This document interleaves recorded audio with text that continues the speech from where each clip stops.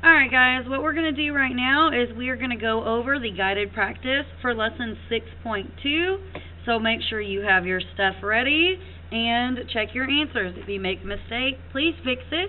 Go back and figure out where you went wrong. Once again, copying down my answers isn't going to help you learn this. These are just here to guide you and to help you check your work. So, number 1 says, complete the table. Here is your table. I'm not going to read it completely to you. Number 2, what is the probability that the product of two numbers Drake rolls is a multiple of 4? First of all, you have to know your multiples of 4 in order to answer that. Hopefully you do at this point. 3, what is the probability that the product of two numbers Drake rolls is less than 13?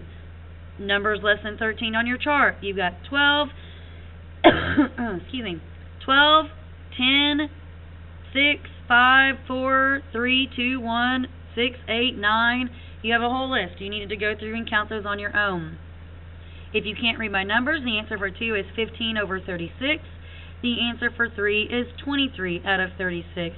Remember guys, you need to make sure that you simplify.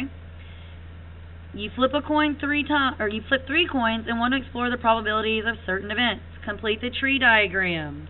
Here's what your tree diagrams should look like. Remember, pause it if you need to pause it to check your answers. Number 5, 6 go both with number 4. How many outcomes are in the sample space? There are 8 total outcomes when you count them up. List all the ways to get 3 tails. Well, tails, tails, tails. 7, complete the expression to find the probability of getting 3 tails. All you had to do is fill in the blanks, guys. Number of outcomes with 3 tails, there are 1. Total number of possible outcomes, there are 8. So your theoretical probability of getting a tails when 3 coins are flipped is 1 out of 8.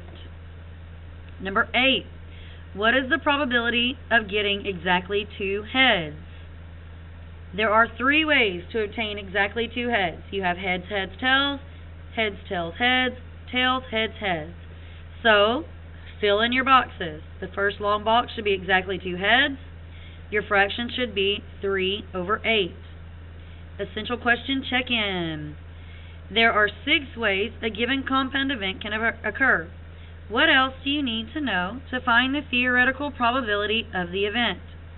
You need to know the number of equally likely outcomes in the sample space. That is necessary. So hopefully this was helpful to you. If you have any questions, be sure that you let me know so that we can get them clarified before you have any checkpoint quizzes or before your exam at the end of the month. Thank you guys. See you next time.